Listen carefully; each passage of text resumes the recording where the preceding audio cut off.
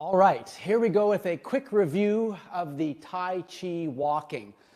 The first thing is getting the body in alignment.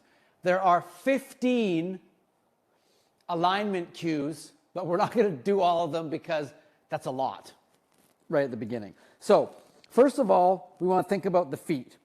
The feet, we want to feel that we're trying to achieve an equal pressure from the balls of the feet along the outside edge and the heel. So we're going to have the pressure on the balls of the feet, outside edge, and the heel trying to be exactly the same. That means we're going to have an empty spot right around the arch, and that's what we want. In the very center of the foot, if we go from front to back, we want to think about that area there, because that's going to sort of feel like our midpoint or our sort of empty point in the arch.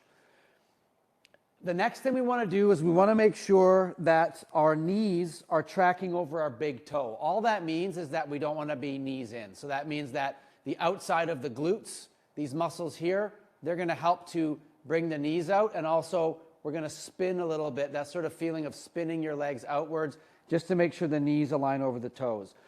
Then we want the perineum to point to the balance beam line. So the balance beam line is, if you look down and we draw that, that line down from the toe to the heel, the center of that line, it's usually going to be about where your shoelaces would tie. That's going to be the center of the foot. The balance beam line is a line that connects the center of both feet. So that could be here with my feet side to side. If I go into Tai Chi style stance, for example, like this, I still have that balance beam line that connects. And what we want to make sure is that the perineum, and if we don't know what the perineum is, the perineum is right in between the genitals and the anus. So that's basically right in the center. So we want to make sure that the perineum is pointing, and we practice this at first. We have our feet side to side, about hip to shoulder width apart. We want to make sure the perineum is pointing on that balance beam line. So what that means is that we don't want to be excessively forward. As you can see, my whole body alignment is off. I don't want to be excessively back because my alignment is off. I just want to have that centered hip, so my hip is nice and flat. So we've got the ball of the feet, outside edge, and the heel, trying to get even weight there. We're trying to make sure our knees are not collapsing, so the knees are pointing over the big toe. Our perineum is pointing to the balance beam line. Then we're going to have our rib cage tucked. So what it means by the rib cage tucked is that we're not flaring like this. Sometimes when we try to stand up straight, we flare our rib cage out and we think we're getting a big chest and we're getting tall, but actually we're just scooping our lower back, and we're ending up taking our shoulders back behind our hips and our ankles, which means that our center of mass is not centered over the feet. So it's just a tucking of the rib cage to neutral. So beyond neutral will be a crunching it, and now as you can see, my shoulders and ears are ahead. So just to tuck it into neutral, just to hold it there so our rib cage stays in the right position. Then we want to lift the chest right here, the sternum, up. So the sternum can lift up, but the ribs don't need to pop out. So that's how we're going to get that upper back to arch like this, and that's going to help seat our shoulders just hanging down over our hips. And then finally, the top of the head reaches the ceiling. So it's even weight between the balls of the feet, the outside edge, and the heel. Knees tracking over the big toes. Perineum pointing to the balance beam line. Rib cage neutral, so a little bit of abdominal tension. Sternum lifted. As you can see, that lifts me up and gets my posture better. My shoulders will then naturally sling down over the hip. So you feel that shoulder right over the hip, and then you reach the top of your head to the ceiling. So in Tai Chi, they say crown to ceiling, but oftentimes in North America, we see the crown as that little area where the hair kind of all spins around there. That's actually not the crown in Asian thought, is that top of the head. So you're extending your neck nice and long. What that does, especially with the head, is a lot of times people try to stand up straight, they lift the chin. But as you can see, it might feel straight, but it's not. It's this. So it's a tucking of the chin, a lifting of the top of the head. Now, once you have those points, what you're going to do to figure out how the middle feels is you're going to do some rocking. So holding those points, you rock your weight forward on the balls of your foot. or your feet. You want to feel your heels lifting. You want to rock as far forward as you can and still maintain balance, but you want to start feeling what's tightening up. And that's going to be the same for most people, but I want to not mention the muscles because I want you to feel what is tightening, what's holding. Then when you go back to the center again, where you're even between the balls of the feet, the outside edge, and the heel, you'll feel those tense muscles that tensed up when you went forward. You'll notice those muscles will relax here. They'll still be tense because if there's no tension, you'd fall on the ground. But now we've got front of the body, back of the body musculature evenly tense.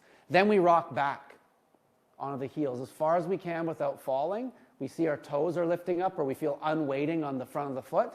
We want to feel what muscles tense up when I do that. Then I want to rock to the center and I want to feel those muscles relax. Then I rock forward again. So it's always to the center between forward and back because it's the center that lets you know the difference between the front and the back. There's always 3 points to know a difference. You need something in between the two differences to know the differences. Then we come back to the middle.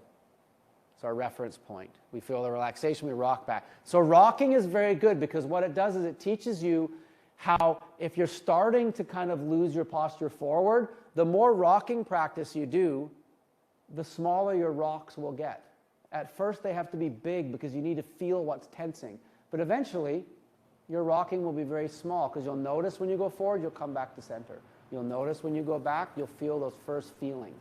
And then you'll realize that the center is not really the center. It's just a rocking between the forward and the back. That's how you find the center. It's dynamic. Now, understanding that is very key. Took me 7 minutes to explain it, but for good reason. Because when we get into the Tai Chi walking slow practice, we have to be very aware of the posture and the feeling of the weight distribution on the feet. So the practice is very simple, just not easy. You get your feet at about hip width, where they would be for walking. You get into those postural positions. So even weight between the balls of the feet, outside edge, and the heel. The knees are tracking over the big toes. The perineum is pointing to the balance beam line. The rib cage is tucked neutral. Sternum lifts. Shoulders naturally sling over the hips. And top of the head reaches for the ceiling. Then we're going to put all of our weight onto our right foot. We'll start with the right foot. When you put all your weight in your right foot, you're going to notice that you're going to have a little bit more of a bias to the outside edge, which at first is fine. But you want to make sure that you're still feeling evenness between the heel and the ball of the foot.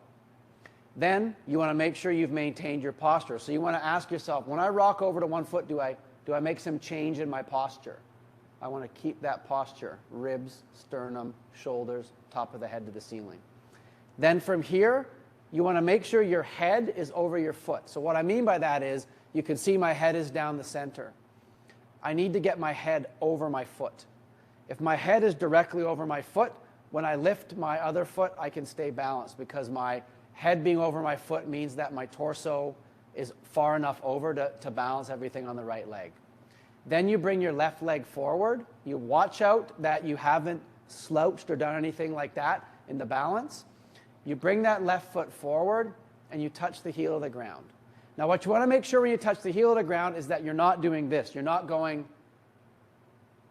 weight on the heel. Not yet. So when the heel touches, it touches just like this. That you could lift it and touch it and lift it and touch it and not change anything about how the weight feels on your right foot and how your posture feels. Then you're going to drive that left heel into the ground. But you're going to make sure when you drive it, you don't start shifting weight forward. So you can drive it in, but you could lift it. You can drop it and drive it. You can lift it. And you don't see a shift in the rest of the posture and the weight distribution. Once you're able to do that and you're muscularly driving your left foot in the ground, you pull yourself forward. So what I mean is that I'm driving that left heel and I'm pulling. And once my foot goes flat, I'm pulling with my foot until I get to the center of that foot. So as I come to the center of that left foot, my right heel will lift, and you'll see my head will naturally travel over top of my left foot. I make sure that when I'm here, I've got all the weight on that left foot. That means that I can lift my right foot up and down like this, and I'm not noticing a change in my balance here. I'm balanced, okay? Then I want to feel that I've got the evenness between the ball of the foot, the outside edge, and the heel. Like I said, you might have a bit of an outside edge bias, but that's okay right now. Then we're going to ensure that we have the knee still tracking over the toe, our ribs are tucked in, our chest is up, top of the head's reaching for the ceiling. Now I've got all my balance on my left foot. So I'm going to do exactly the same thing I did on the other side. As I'm holding my balance and posture, I'm going to pick my right foot up. I'm going to bring it forward. I'm going to touch my heel down without leaning weight onto it. It's not necessarily easy to do that at first, but you'll notice that you can lift your heel up and down off the ground and you're not going like this with weight. Obviously, I'm exaggerating. So then from here, you touch it, you press it into the ground. You make sure you can press it and lift it, and you don't add weight to it in the pressing. Then you pull.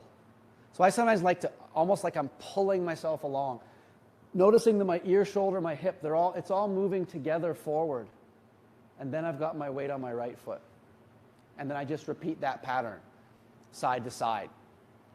Really focusing on that posture and on our even weight distribution on the foot, knee tracking the toe, perineum pointing to the balance beam line, rib cage tucked to neutral, chest lift, shoulders slung over the hips, and top of the head reaching for the ceiling.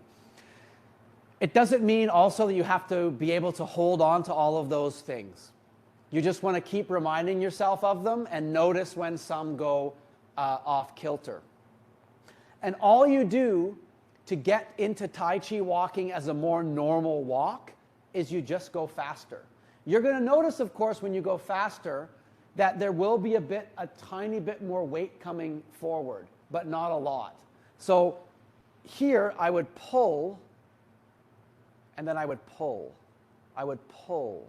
I'll pull. So I'll continue that until I'm just walking pretty normally. But what you're going to notice when you're walking is that your ear, shoulder, and hip are going to be in a completely straight line.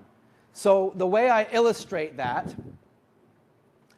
is we use my handy logical Spock wig and a roller. So here's the ear. We'll say here's the shoulder, here's the hip. What you're going for with your body when you're walking is that the ear, shoulder, and hip is moving along like this. It's not moving like this, where you're pitching forward and you're committing all that weight forward. You want to be thinking that you're gliding along.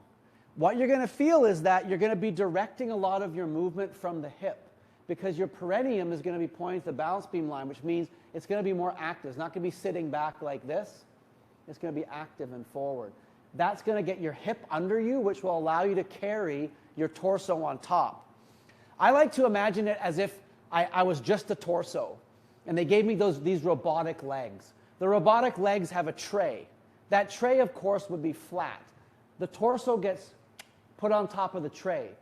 The tray cannot rock backwards because my torso would fall off. It can't rock sideways because the torso would fall off. Forwards. It can't rock sideways because the torso would fall off. So it needs to stay even. When it does its turning, it needs to turn from itself. It can't do turning by the head leading the turn because the torso will fall off. So you imagine you have these robotic legs. They're going to have a perfectly flat hip area for the torso to carry. Our abdominal muscles are taut so that as the hip moves, if my abdominal muscles are taut, my low back will move as well through to my shoulders. So when we change direction, we turn the head, but we don't lead with the head. The head turns like this. The hips make the direction change. The head turns, the hips make the direction change. Now you'll recognize likely from sports, especially people who've played sports a lot in the past, they're good hip first movers. We know that the best athletes move from their hips. They don't lead with the head and the upper body because then somebody can see what they're doing. The quickest way to go is get those feet moving and get the body to follow along afterwards. So that in 15 minutes is Tai Chi walking. If you follow along with this a few times, you'll really get that feeling of how to do it. And then the best thing you can do is get out there, practice, and I promise if you practice Tai Chi walking on a regular basis, you get good at going at a decent speed, you will feel way more athletic, way more balanced just in general, so fantastic for fall prevention. And if you were an athlete in the past and you haven't felt very athletic, getting your body reset into good posture, really understanding how you are just a torso being carried along by these amazing robotic legs, feeling your glutes driving you forward, feeling that pushing off with the calf, you will feel like I felt when I first did a lot of yoga when I was in my 20s in Toronto. I was doing yoga 5 days a week, and I remember one day just feeling so aligned, walking up Bathurst Street, and I literally felt like a panther or something, just everything working, just moving along. It really does feel like that when you practice it often. All the best, and have a wonderful morning, afternoon, or evening.